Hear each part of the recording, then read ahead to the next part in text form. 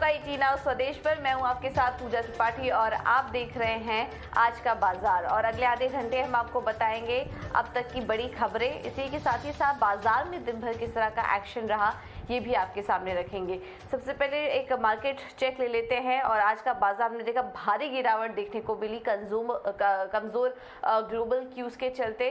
Nifty देखिए करीब 427 अंक नीचे है।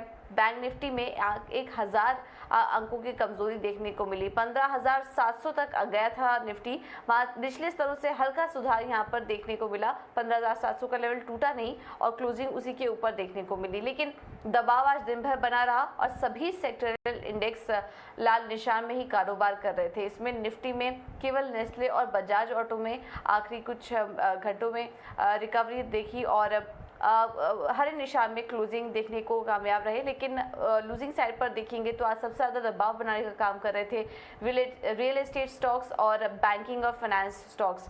और IT शेयरों में भी हमने देखा कि काफ़ी ज़्यादा कमजोरी देखने को मिली। बजाज फिनसर्व देखिए 7% नीचे, बजाज फाइनेंस में भी 5.5% की गिरावट और इंडसइंड बैंक करीब 5% की गिरावट के साथ आज यहाँ पर कारोबार देखने को मिला। तो सबसे ज़्यादा कमजोरी आज बैंकिंग और NBFC स्पेस में देखने को मिली। और किस तरह का एक्शन रहा आज दिन भर मार्केट में ये भी समझ लेते हैं। और हमारे साथ प्रियंका जुड़ चुकी है मार्केट का एक पूरा अपडेट लेकर। प्रियंका बताइए, गुड आफ्टरनून। बिल्कुल, देखिए आज बाजार जो है गैप डाउन के साथ खुले थे और दिन भर बाजार उस लेवल को सस्टेन भी किया। इनफैक्ट और नीचे के लेवल्स थे। 15,800 भी बाजार ने तोड़ा, 15,700 के भी नीचे फिसला। इनफैक्ट 8 मार्च के बाद की सबसे बड़ी गिरावट भी आज आपको देखने को मिली। एक बार के लिए 15,700 के भी नीचे गया, लेकिन वहाँ से रिकवर हुआ। अभी आप लास्ट मिनटों में कुछ रिकवरी देख रहे हैं, लेकिन आप फिर से आप देख रहे हैं 15,800 के नीचे ही हम क्लोज हुए हैं। सो ये इंपॉर्टेंट सपोर्ट लेवल्स थे। अगर ये ब्रीच होते, ये आज टूटते तो और डाउनसाइड ओपन होता। लेकिन फिलहाल सारे सेक्टोरल अगर आप बात करें कि कहाँ कहाँ आपको वीकनेस दिखी, आपके लिए सबसे ज़्यादा वीकेस्ट सेक्टर्स में पूरे बाजार में आज सारे सेक्टर्स लाल निशान में बंद हुए हैं। सबसे पहले IT, metal, PSU, bank, media spaces, इनमें सबसे ज़्यादा बड़ी गिरावट देखने को मिली। जो सबसे कम गिरावट के साथ कम कमजोरी के साथ बंद हुए उनमें MNC, pharma, FMCG steps, consumption space. तो एक थीम जो थी वो क्लियरली बाजार पर प्ले आउट होती हुई दिखाई दी, जहाँ पर इन्फ्लेशन प्रूफ स्टॉक्स यानी जिनमें एक प्राइसिंग पावर होगी इन्फ्लेशन के अगेंस्ट प्राइस हाइक लेने की, चाहे वो नेस्ले हो, HUL हो, मैरिको हो, डाबर हो, इन स्पेस में इन स्टॉक्स में हमने फिर भी देखा कि वहाँ पर आपको थोड़ी फिर भी यहाँ तेज़ी देखने को मिली। आप ये स्टॉक्स भी देख पा रहे हैं। लेकिन इसके ऑपोजिट आपको स्पेसेस, दूसरे सारे स्पेसेस में मिड कैप हो, स्मॉल कैप हो, ब्रॉड बेस्ड प्रेशर देखने को मिला बाजार में अमिड द ग्लोबल क्यूज। कुछ खास स्पेसेस ऑटो पैक हालांकि फिर भी थोड़ा रेजिलेंट दिखाई दिया आपको येन की वीकनेस से। आपने मारुति देखी, Eicher motor, Hero motor corp, MNM, ये स्टॉक्स फिर भी रेजिलेंट थे। इतने कमजोर बाजार में इन्होंने फिर भी इतना बुरा प्रदर्शन नहीं किया। लेकिन और कुछ स्पेसेस की बात करें, क्लियरली RBL बैंक पे एक बड़ा प्रेशर देखने को मिला। चेंज इन मैनेजमेंट, बाजार को कॉन्फिडेंस नहीं आ पाया। मैनेजमेंट आके हालांकि कमेंट्री भी दी, अपनी फाइनेंशियल पोजीशन पर बात भी की, लेकिन कहीं ना कहीं बाजार को इसको लेकर कुछ तो नर्वसनेस है कि बाजार स्टॉक 20% से ज़्यादा की कमजोरी के साथ बंद हुआ। सीमेंट्स की इसके ऑपोजिट एनालिस्ट मीट से अच्छे आउटकम्स निकले और उसके चलते हमने सीमेंट्स में एक पॉजिटिव ट्रेंड दिन भर देखा। बहुत ही चुनिंदा काउंटर्स आज आपको हरे निशान में दिखाई दिए। उसके अलावा पूरा बाजार आज लाल निशान में, ब्लड बात कहना चाहिए, जो आपको clearly amid the global sell off एक रिस्क ऑफ एनवायरनमेंट के मोड में आज बाजार दिखा। बिल्कुल, तो बाजार में जो डर का माहौल था, रिस्क का माहौल था, वो बना हुआ है। बहुत बहुत शुक्रिया प्रियंका ये सारी जानकारी देने के लिए। तो जिस तरह से ग्लोबल फैक्टर प्ले आउट कर रहे हैं, ग्लोबल मंदी के जैसे ही खबरें निकल कर आ रही हैं, महंगाई बढ़ गई है और आज तो भारत में भी CPI महंगाई दर के आंकड़े आएंगे। देखना होगा वो आंकड़े कैसे रहते हैं। लेकिन इस वक्त ग्लोबल मार्केट में मंदी का डर बना हुआ है और इसी का असर आज हमने भारतीय बाजारों पर भी देखा। चलिए अब आगे बढ़ते हैं और ऐसे मार्केट में एक्सपर्ट क्या कह रहे हैं कॉन्फिडेंस बनाए रखने के लिए, एक बार उनके भी कमेंट्स सुन लेते हैं। और बाजार में इस समय निवेश की रणनीति क्या होनी चाहिए, साथ ही किन सेगमेंट में पैसा सुरक्षित रहने की ज़्यादा उम्मीद है, इसे लेकर बाजार के दिग्गजों का क्या कहना है, आइए आपको एक बार सुनवा देते हैं। अगर आप देखें जो इक्विटी मार्केट्स में basically events, emotions and earnings, तो ये 3 चीजें होते हैं जो मार्केट को ऊपर नीचे करता है। पिछले 8 महीने से it is all about events and emotions. And अगर आज के दिन में देखेंगे, आई थिंक ये events are not yet over. So I would say कि मार्केट हो सकता है शॉर्ट टर्म में it can give you a bounce 10% 15%, but I think इस टाइम पे जहां पे सेफ्टी दिख रहा है, एक्सपेंसिव सेक्टर से पैसा निकाल के we need to put in the money जहां पे इन दो सेक्टर्स जहां पे दिख रहा है कि सेफ्टी है. India has outperformed all other emerging markets. It has outperformed MSCI emerging index also. उस कारण से आपका FI का जो पैसा है, काफी सारा पैसा निकल रहा है क्योंकि of the weightage of India increasing, क्योंकि इंडिया इतना आउट परफॉर्म कर चुका है कि इंडिया का वेटेज हैज इंक्रीज्ड. तो उस कारण से भी पैसा हैज बीन मूविंग आउट. तो मेरा जो व्यू है कि हो सकता है कि शॉर्ट टर्म आए बाउंस. हम लोगों ने काफी बार 15,700 से बाउंस किया है, बट ये वैसा टाइम नहीं होगा जहां पे आप आग बंद करके पैसा डालें. This will be a time where you have to be very selective in which sectors you are putting your investments into. In terms of the sector selection, the stock selection, definitely some focus has to be there on the defensives, on utilities, the consumer staples. We also look IT services, because IT services has also corrected quite a lot, and we believe that the demand scenario from the US is not looking as bad as it's been feared. And also in the context of strengthening dollar and macro worries, etc., the dollar earning businesses should act as a hedge. So what we have been sort of highlighting is that reduce the underweight on staples, bring it up to neutral level at least, continue to overweight on banks, continue to overweight on IT services, and we also see value emerging in auto segment as well. Premium जो है वो काफी high है as compared to the region. Valuation का premium जो है, तो उसके देख के आप चले तो FI का सेलिंग आई डोंट थिंक इतना जलने रुकने वाला है, जारी रहेगा. तो एक वो फैक्टर है जो आपको पुल डाउन करेगा. दूसरा फैक्टर जो है आपको जो पुल डाउन करेगा वो, जैसे मैंने बोला, US जो बहुत ही वीक विकेट पे है, और प्रॉब्लम ये है कि वहां पे 15 तारीख को वापस अनाउंसमेंट आने वाला है और लोग सोच रहे हैं कि 75 बेसिस पॉइंट कर देंगे इस बार. पर जो वो होगा तो बहुत ही बड़ा धक्का लग सकता है ग्लोबल मार्केट्स को.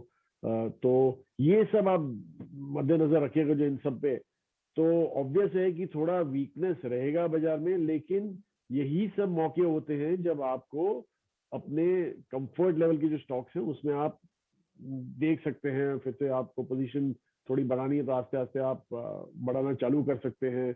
तो वैसे सब आप मतलब कंफर्ट लेवल के हिसाब से होना चाहिए. पैनिक ज्यादा नहीं करना चाहिए. पैनिक ऑब्वियसली आपको मार्केट जब देखिएगा 2.5% नीचे पड़ा हुआ है तो पैनिक हो ही जाता है, लेकिन यही है कि ये लेवल पे बेच के ज्यादा, शायद अनलेस कुछ ज्यादा ही वीक काउंटर्स हैं जो आपको लगता है कि आगे चलते अच्छा नहीं हो सकता, जैसे US के चलते अगर जो उनको प्रॉब्लम होने वाला है, तो ऑब्वियसली वो काउंटर वगैरह तो आप निकाल ही सकते हैं, लेकिन अभी पैनिक में नहीं बेच सकते. और आज RBL बैंक भी दिन भर फोकस में था. स्टॉक में 20% तक की गिरावट देखने को मिली है. नए मैनेजमेंट की खबर आने के बाद यहाँ पर ब्रोकरेज हाउस की भी रिपोर्ट्स आई हैं जिन्होंने कंपनी को डाउनग्रेड कर दिया था, और उसके बाद हमने भारी गिरावट देखी. बाजार में भी कमजोरी जो दिख रही थी उसका भी एक नेगेटिव इफेक्ट RBL की गिरावट में देखा गया. लेकिन RBL के मैनेजमेंट से हमने बात की. R सुब्रमण्य कुमार की नए CEO के तौर पर नियुक्ति हुई है, और नए CEO के बाद शेयर में जो गिरावट देखी गई उस पर हमने उनसे बातचीत की. उनका कहना है कि गवर्नेंस को लेकर कोई दिक्कत नहीं है. आगे अगले 5 साल मजबूत ग्रोथ देखने की उम्मीद वो जता रहे हैं. आपका फियर है ना, ये तो इट्स मिसप्लेस्ड है, क्योंकि ये बैंक है. लास्ट 6 months में आप लोगों ने कुछ देखा है, it has come with well stabilized. आप मार्च का बैलेंस शीट देखेंगे तो आपका यही मालूम पड़ेगा, इनका strength is becoming more and more pronounced. इन लोगों का कैपिटल एडिक्वेसी सफिशिएंट है. I will say that much more than the minimum required के ऊपर ही है. ये ऊपर के वजह से यह ग्रोथ का अपॉर्चुनिटी ज्यादा है. कोई भी बैंक एवरी फेज में वो आगे जाने का प्लान करेगा. अभी लास्ट 10 साल में यह बैंक ने पहला कदम उठाया है, उसको मैं यही बताऊंगा, RBL 1.0. ये 10 साल में इन लोगों ने प्रोसेस, पीपल एंड टेक्नोलॉजी को स्ट्रेंथन किया है. कि RBL का आप पुराना मिशन देखेंगे तो शुरू से ये इन्वेस्टर्स और ऑल द स्टेक होल्डर्स को वैल्यू एडिशन देते रहता था. That is strength. ये स्ट्रेंथ को हम कैपिटलाइज करके और वैल्यू हम ऐड करेंगे एंड आप लोगों का बहुत बेनिफिट मिलने वाला है आरबीएल 2.0 वजह से. And I am happy to join the team which is doing its best efforts in last 1 decade plus in last 6 months. So too, son, it will be a pleasure. So it is not I am coming in the team. I am joining the team which is already in place. ये team के साथ मिलके हम आगे बढ़ेंगे. बिल्कुल. तो management की सफाई भी आई, लेकिन उसके बाद भी स्टॉक में कुछ ज़्यादा सुधार नहीं दिखा और 22% की गिरावट के साथ आज क्लोजिंग भी देखी गई है. एक और बैंक फोकस में था, वो है एसबीआई. एसबीआई से भी जुड़ी एक बड़ी खबर निकल कर आ रही है. ऑपरेशनल सपोर्ट के लिए कंपनी की नई सब्सिडरी बनाने का प्लान है. इसे लेकर एसबीआई का आगे क्या कहना है और क्या प्लान है, क्या योजनाएं हैं, इस पर बात करने के लिए अंकुर मिश्रा हमारे साथ जुड़ चुके हैं. अंकुर, बताइए एसबीआई को लेकर क्या कुछ डिटेल्स हैं आपके पास? जी हाँ, सूत्रों के मुताबिक रिजर्व बैंक ऑफ इंडिया ने स्टेट बैंक ऑफ इंडिया से बातचीत की है एक ऑपरेशनल सब्सिडरी सेट करने के लिए एसबीआई की, जिससे वो कामकाज को और भी सुदृढ़ कर सके. हमें जो जानकारी मिली है उसके मुताबिक मीटिंग्स की गई हैं पिछले कुछ दिनों में और रिजर्व बैंक ऑफ इंडिया ने अपने इनपुट्स हैं जो ऑपरेशनल सपोर्ट सब्सिडरी के स्ट्रक्चर को लेके वो स्टेट बैंक ऑफ इंडिया को बता दिए हैं और बोला है कि वो चेंजेस करके वापस रेगुलेटर के लिए अप्रूवल के लिए आए. जो एक सैद्धांतिक मंजूरी होती है ऑपरेशनल सपोर्ट सब्सिडरी सेट करने के लिए, वो स्टेट बैंक ऑफ इंडिया को ऑलरेडी मिल चुकी है और अब इंतजार यही है कि जब फाइनल अप्रूवल मिल जाएगा रिजर्व बैंक ऑफ इंडिया से तो वो ऑपरेशनल सपोर्ट सब्सिडरी को स्टेट बैंक शुरू कर पाए. आखिर ये चाहते क्यों है कि क्यों ऑपरेशनल सपोर्ट सब्सिडरी सेट हो? तो बैंक का मानना यही है कि जो कॉस्ट ऑप्टिमाइजेशन हो सकती है इससे, इस वजह से रेवेन्यूज में बड़ा फायदा मिलेगा. साथ ही साथ कॉस्ट टू इनकम रेशियो की बात करें तो वो करीब अभी 53% के ऊपर है. जो बैंक मान यही है कि इसको 50% के नीचे लाया जाए और जो रेवेन्यूज हैं वो बैंक के बढ़ाए जाएं. तो इंतजार अब यही है कि जब reserve bank of India final approval देता है स्टेट बैंक ऑफ इंडिया के ऑपरेशनल सपोर्ट सब्सिडरी को. चलिए अब एक और कंपनी का रुख करते हैं, वो है रेमंड. रेमंड का शेयर अगर देखेंगे तो पिछले एक साल में दोगुना हो चुका है. काफ़ी सारे ट्रिगर्स थे इसके पीछे. कंपनी के चेयरमैन गौतम सिंघानिया ने खास बातचीत में ईटी नाउ स्वदेश के हमारे सहयोगी अजय शर्मा को बताया कि वो ऐसे कौन से कदम उठा रहे हैं जो शेयर होल्डर्स को पसंद आ रहे हैं, मार्जिन को बरकरार रखने के लिए उनकी क्या स्ट्रैटेजी है और नॉन कोर बिजनेस को लेकर कंपनी के क्या प्लान हैं. आइए आपको ये सब सुनवा देते हैं. नमस्कार, आप देख रहे हैं ईटी नाउ स्वदेश. एक बहुत ही खास मेहमान आज हमारे साथ शो में जुड़ रहे हैं. आपने लास्ट 1-2 साल में बहुत वैल्यू क्रिएशन देखी है.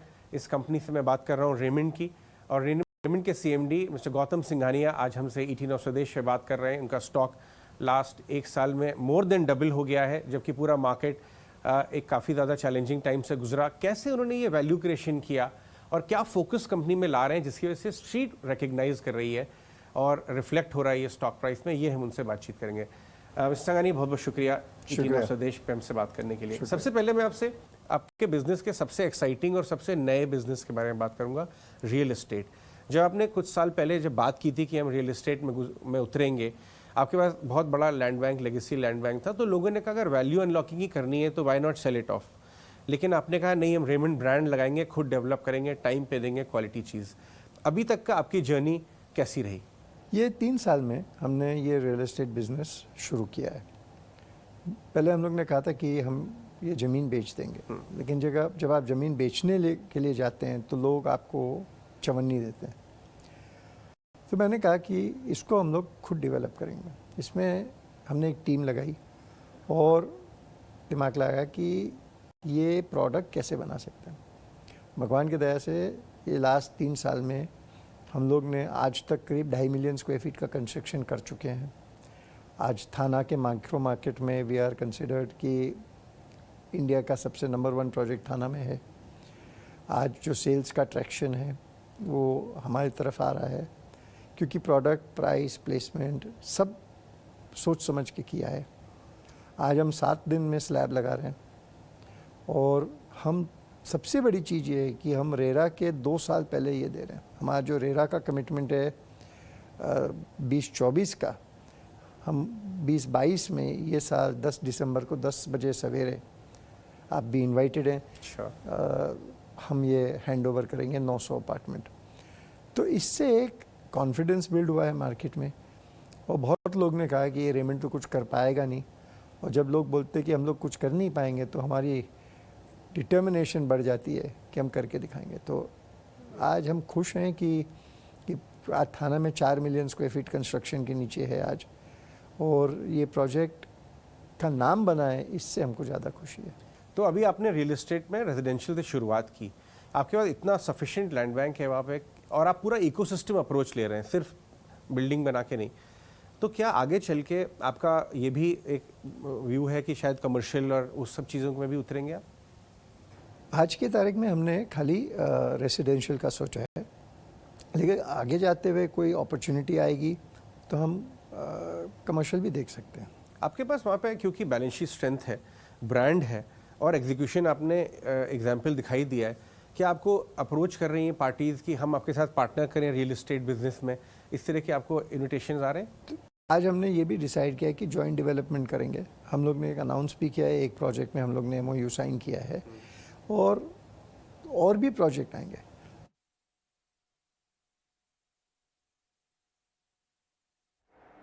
तो ये थे गौतम सिंघानिया, रेमंड के चेयरमैन, जो कि हमसे एक्सक्लूसिव बातचीत करते हुए रेमंड के आगे ही ग्रोथ प्लान्स को लेकर। चलिए इस बुलेटिन में फिलहाल इतना ही, लेकिन आप बने रहिए, खबरों का सिलसिला आगे भी जारी रहेगा। नमस्कार।